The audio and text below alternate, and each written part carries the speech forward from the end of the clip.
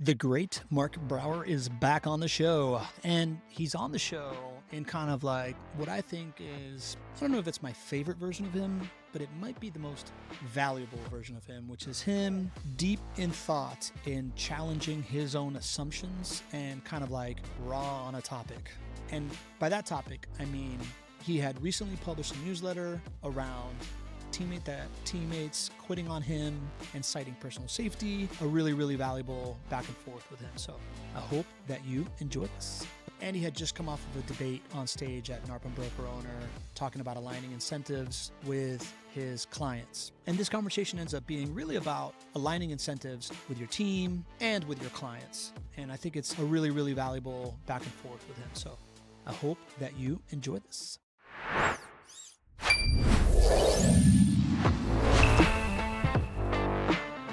Welcome to the Property Management Frame Breakers podcast. I'm your host, Pablo Gonzalez, and I am here to introduce you to the folks in the property management space that have broken the frame of what you may believe was possible. This podcast is presented by Vendoroo. It is your all-in-one AI solution for resolving your maintenance needs. Let's go. You said you got a topic you've been mulling on for your newsletter, Mark? I do. Yeah, what is it? Recently, 3 property managers quit in my company, and that was pretty significant because I only have 3 property manager roles. And so this has caused me quite a bit of reflection, a lot of introspection, and I conducted some exit interviews. I really wanted to lean into what can I learn from this situation? Where's the silver lining? What are the lessons? In one of the exit interviews, I was told, Mark, I'm not leaving because of money, not leaving because of opportunity, I'm not leaving because of culture, generally speaking, but at the end of the day, I didn't feel safe here. In the industry, in your company? In my company. Tell me more. Why would he, what? So I felt really, how would you feel if somebody told you that? I would freak out, Yeah, man. I was kind of freaking out. Yeah, I'd feel like I failed. Yeah, that's how I felt. Oh. But I was going to blame him for making me feel like I failed. So I was trying to like, what do I learn from this? What is safety? Yeah. So can I ask you that? Like what is, like in a company, what is safe? Yeah. And let me contrast that. Let me put a little backdrop to that, because a lot of people are angry or upset or frustrated about all this return to office stuff. Yeah. And I actually saw a post, I think it was on LinkedIn. It's like, hey, something to the effect like, hey, I deserve to feel like supported. I deserve to feel safe. And so what's that? What does that mean when an employee wants to feel safe? What does it mean when someone in our team wants to feel safe? Is it the leader's responsibility to make people feel safe? And what does it mean? I think safety is knowing what the outcome will be based on my input. So if someone understands that I am allowed to make mistakes of this manner, but I don't know how to, I'm not allowed to make mistakes of that manner. And if I make a mistake of this manner or that manner, the reaction is something that I can predict. I believe that is a safe working environment. Okay, so you're saying it's safe if I'm gonna rough this out. Tell me if I got this right. Yeah. You're saying it's a safe environment if people feel like it's safe to fail, and there won't be adverse repercussions, that their job's not at stake if they fail.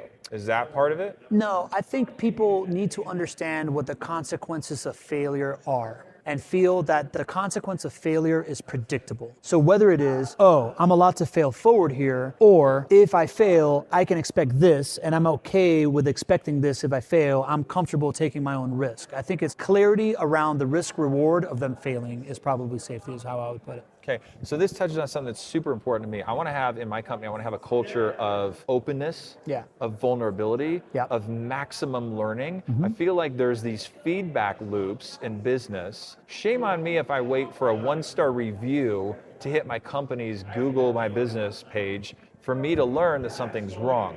I want to shorten the feedback loop. I want to cycle through as many feedback loops as I can fast with my whole team, and I want to maximize learning. So part of that is being open, vulnerable, and learn as fast as we can. For a lot of people, that's not safe. Correct. What's the intersection of safety? And when I think of safety, I think like, I'm committed to you. We're in this relationship. You're safe with me.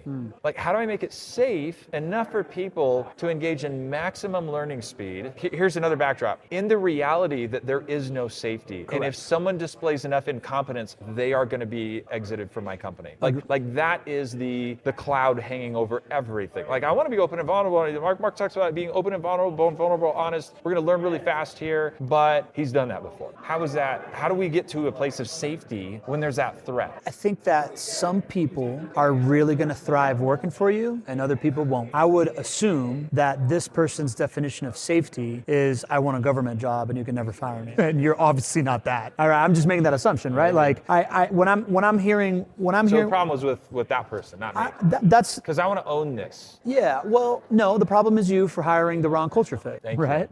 Maybe. Yeah. So I didn't interview well enough. That resonates with me as a potential possibility because I believe that every single time we have a negative interaction with a client, it's our fault. Yeah. Whether it's because we didn't vet them properly or because we were failing them in the moment. Like we can own that no matter what happens. So the same applies with employees. Yeah, and that's why I phrased it that way because I know you want to own the outcome, right? Like it's easy to just push it off on other people. Yeah, I'm not going to do that.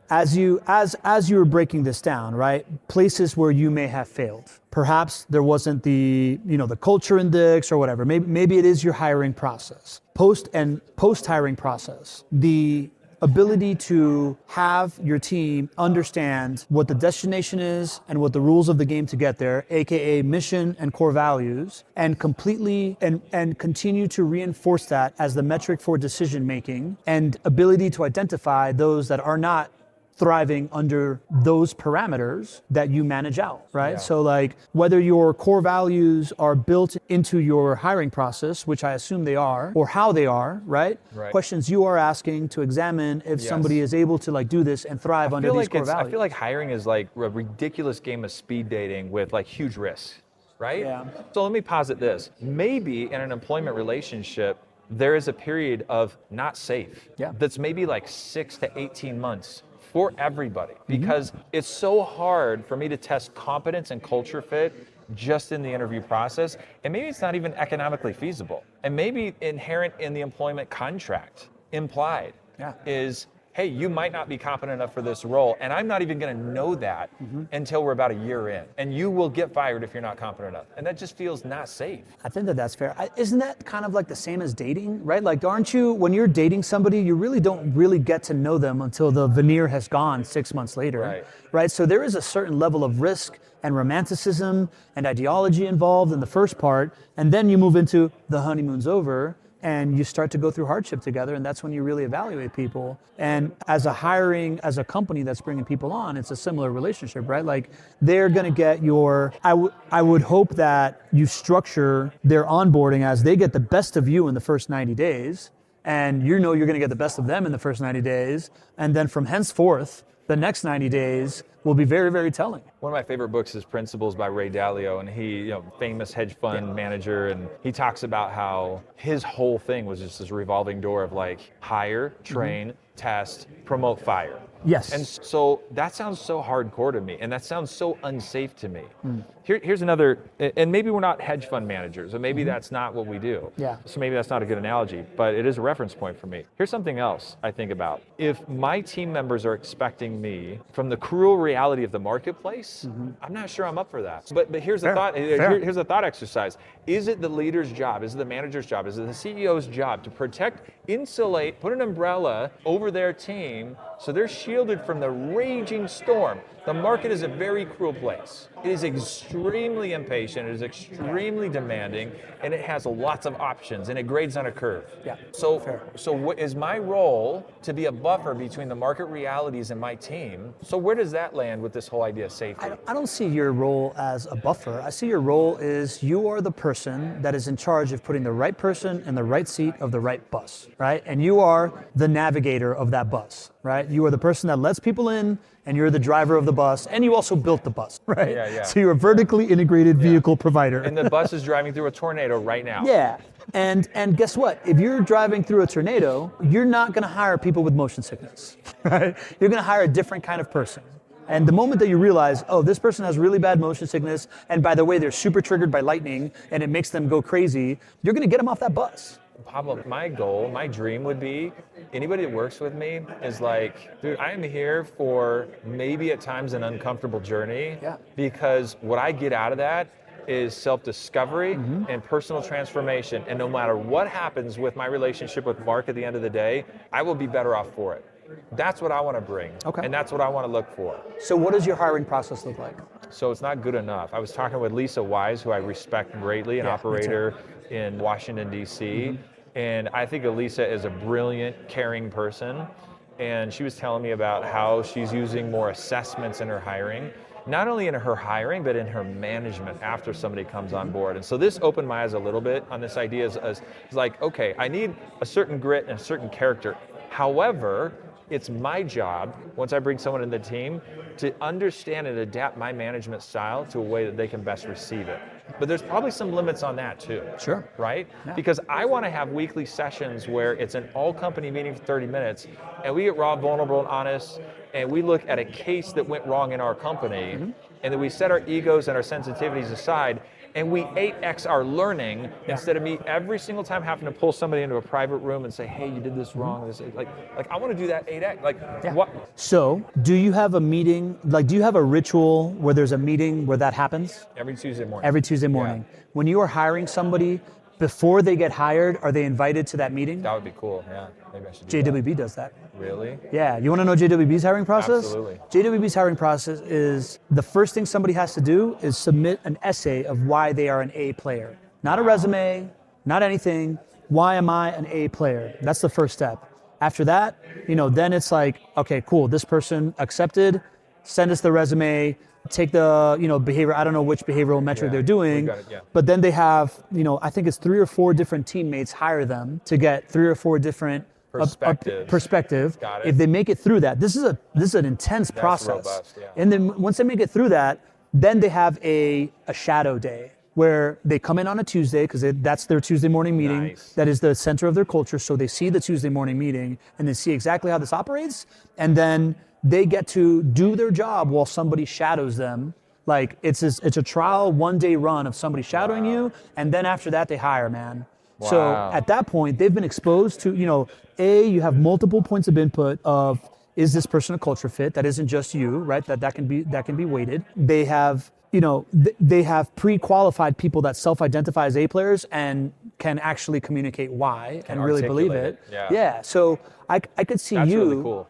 I could see you having a first step, an essay of who do you want to become, right? Like, what is how do you feel about personal development? Exactly. What things have you done, right? You can have an essay about that instead of a job application. Yes. It's that. Yes. Boom, step 1. And then it ends with them coming to that meeting and seeing people get challenged. In action. And some people be like, oh, not for me. And other people be like, bet, I've always wanted to be part of the Patriots. Wow, that's really cool. Yeah. I feel like there's an over-commitment to the employment relationship way too early in the process. I feel like both sides for the first 3 weeks should be like, any day I might not show up tomorrow, and that is totally okay. Yeah. You know what I'm saying? Yeah, I agree. And if you make the hiring process a 3-week process, then that's very fair. That's cool. Right? I really like that. Yeah. Yeah, thanks for sharing that. Yeah, you're welcome, man. Do you want to talk about the other thing? I do. What's the other thing? The other thing. Oh. Yeah. All right, let's talk about this. Let's go. All right, so I heard that you had a presentation here at Narbonne Broker Owner around creating more value for owners. And it went over, in the South, we have an expression, a turd in a punch bowl.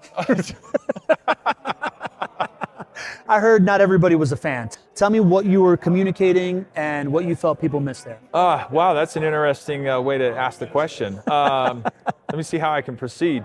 So Peter Loman and I yesterday had a panel on stage. It was largely unscripted. We knew what we were going to talk about. We knew we didn't fully agree with each other. Yeah. Peter and I have some good tension, so we thought it would make for good discussion. Yeah. I feel like I put myself at risk by basically going on stage in front of 400 of my peers and saying hey, there's a problem with the way that we charge money, because that's kind of a sensitive issue in our industry, right? We work really hard, we're underappreciated, we don't make enough money. A lot of people are working 70, 80-hour weeks and barely making ends meet and burning out, you know? So to go up on stage and say, hey, we have an incentive problem, which is what I said. Yeah. we make the most money when things go the worst for our client. Let's embark in a thought exercise here and challenge this. And what I wanted to do, and some of the negative feedback I got was like, well, there was no resolution to the conversation. Well, there's a couple reasons for that. Number one, there was never an intention to have a firm. I'm not here to tell you what to do in your business. What I'm trying to do is challenge the norm and inspire or invite us to aim at the highest objective or the highest good we can do. And that's going to be different for everybody. Everybody's got different gifts and talents given them by God that they should be employing in the service of others and creating maximum value. That's what we do. That's what makes us the version of ourselves that we're destined to be, and that's the journey that we're on. So we need a North Star. We need a target that's inspiring enough, that's worthy enough of our best efforts. Agreed. Some people don't see it that way. Yeah.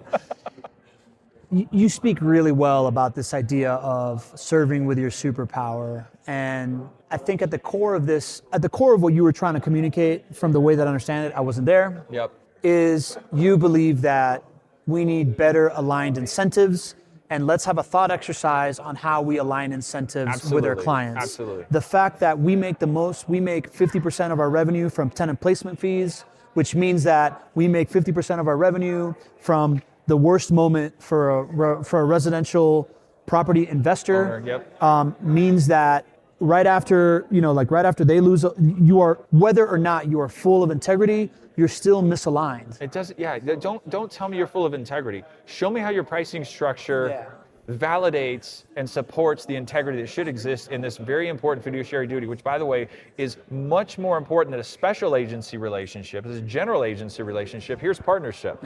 So special agent sells your home. That's a fiduciary. General agent manages your property, right? And then partnership is up here. And so where are we with this general agency fiduciary? Are we honoring it? We're not honoring it if we make most of our profit when a tenant cycles. What you pay people to do, they will do more of that thing. That's 100%. Basic economic theory. Incentives drive behavior. Show me the incentive, I will predict the behavior. I love this conversation of how to lead people and how to get them to do meaningful work and believe in what you're doing and creating values, but not everybody has the capacity for it. And that's really where agentic AI comes in. The idea that if you can have an AI agent do the work that nobody really wants to do, nobody feels like it's like their special zone of genius, and put your people or yourself in the place where you can do your best work, your most impactful work, the stuff that moves the needle, then you're creating this safe space, this great place to grow, like this place that people really, really want to work. And that's what we've built here at Vendoroo. We are building these AI agents designed to be your last hire in these jobs that nobody's particularly passionate about, right? Like nobody's particularly passionate about coordinating maintenance and triage and troubleshooting. They might like going out there and doing the work, but the whole like, send me a picture of your toilet, let me figure it out, talking through that stuff is really not like the place where you add value. The place where you add value is like doing the work, showing up for the tough stuff. And that's what these agents can do for you. Our clients have told us that we take care of 80-85% of all maintenance, from work order creation through coordination, through reporting, so that they can focus on the things that really, really matter. Like being there for the 15 to 20% that matters, or business development, or finding time to think strategically about your business. So if you want to get out of the mundane, get into the critical, get into the strategic, give this a shot. Vendoroo.ai. So I was calling into question things like, well, what do you do with late fees? And a lot of my colleagues, a lot of my peers, and I'm okay with this conversation. I'm not trying to call anybody out or be negative or contradictory, but if it takes your staff an extra 30 minutes to collect a late fee, which I believe is what it takes us to do, because a lot of it's automated, but our profitability in that month 5X's because we got all that late fee money, you can tell me all day long that you have the most integrity and you hate it when your tenants pay late, but you're getting bonused 5X profit every single time a tenant pays late. Now, I truly believe that nobody has intentionally designed their property management company to only screen and put in late paying tenants. But the model rewards it. Should it reward it? I would flip it back to you and say something you said on our first podcast together, which was that the best thing that you do for your residents is set high expectations for them. So an argument could be made that setting expectations of you pay rent at this time or else you get penalized in late fees, you are aligning with them, right? Like you are, in a way, indoctrinating them into consistency and financial responsibility. Fees absolutely should be in place, but should property managers keep 100% of them? Or should they be shared with the owner? Does keeping 100% of late fees create an adverse incentive scenario? Interesting. Do you understand what I'm saying? Yeah. So my property manager, I make the late fee. So I didn't even know that. You're the owner, you collect all the late fee? Yeah. That is so contrary to the norm. Okay, so can I would guess 80% of the time the property manager keeps 100% of the late fee. Interesting. All right, so You see why I'm bringing this up? my frame around the world is so skewed by JWB, right? When I think of what incentivization that aligns with an owner, I think of the fact that they start with the fact that they don't sign a new resident, they will not sign anything under a 2-year lease. Their average lease is 2.5 years. They sign 2 or 3-year leases, and they have a 78% renewal rate. How cool is that? And their average resident stay is 4.5 years. How cool and is that? they incentivize their team by average resident stay. That is alignment. That doesn't have to be a ticky-tacky fee thing. 100%. Right? And everybody now, can how do win. they make the most profit? Because I believe they should make the most profits by driving that outcome. They make the most profit because they're a turnkey provider. And therefore, if I am managing your property in a way that's a good experience, and you now see, you're going to buy more properties. And you now see, I can actually build a real estate portfolio and not have to hate my life about it. Now you do it. Here's one of the problems. One of the problems is some of my colleagues in the industry measure success based on RPU, revenue per unit. If we're only obsessing about RPU, and we don't look globally at all, there can be excess. If we're forcing residents into a security deposit alternative fee program because we don't even give them the option of a security deposit, that's bad behavior. You're basically you're leveraging the scarcity of the asset that you were the steward for against the tenant to force them into a predatory payday loan situation. And the person that was heckling me from the audience advocates for that or does that practice. Jeez. So anyway, that's an issue. I believe what we should be focused on, what we should use our God-given gifts and talents employed in is creating maximum value. How can we use our innovation, our creativity, our energy? Last night in my hotel room, sorry, I'm jumping around a little bit here. Last night in my hotel room. We've done this before, I know you did this. Last night in my hotel room, I found a business card. We're in the Broadmoor. This is the best hospitality experience I've ever had in my life. It's pretty good. This is fantastic. There was a business card on the top of the door molding at my closet. Like, I'm a property manager, I notice these things, most people wouldn't see it. So I pull it down, I have it. And it said,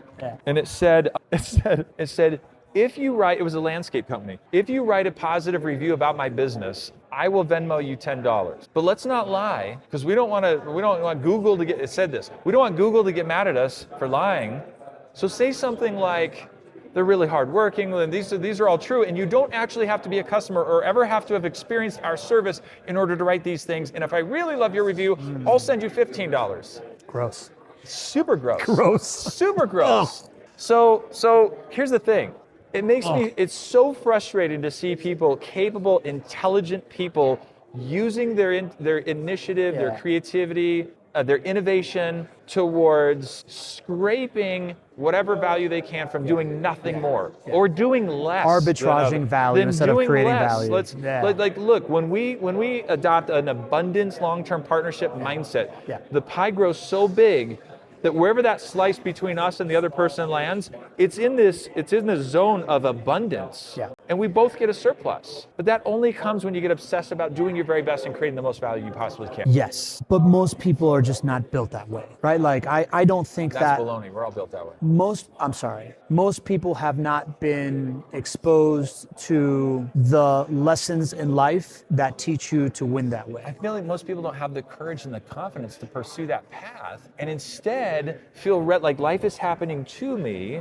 This is a tough business. I'm forced to compete with these other players in my marketplace that are like, it's a fee race to the bottom. So now I've got to make up my revenue, my RPU, in so many other creative ways that don't actually add additional value. Now, some ways there are fees that do add extra value. I have a resident benefits package. I do other things. For sure. So anyway, Mark, I'll tell you, man. What keeps coming to mind for me as you're saying all this stuff is this idea that transactions have diminishing returns. Relationships have compounding returns. That's right. And I didn't realize that until I was like in my early 30s, right? Like I would say I come from a family where I was always supported. I come from a family where I was, like given all the tools to succeed. My natural abilities to me up until around 30, 31 were used for the good of Pablo. And at some point, by the time I got on the board of Habitat for Humanity and the Economic Development Agency of Miami, and I'm a young, early 30s person meeting with presidents of banks and superintendents of schools, I looked around and I thought, this Ace Ventura shtick about how can I be the funniest guy in the room is probably gonna have a real shelf life. Ceiling? It's got a ceiling, right? Like it was really that. I was like, oh my God, this thing that's been getting me across all along has a ceiling. But here I am in this room of people that are wildly successful, because the most successful people in your community are on the boards of nonprofits in your community. And every one of them says they got here by serving. And I had to have an aha moment around, I got to take this superpower that I've been using for myself and figure out how to serve with it. Right.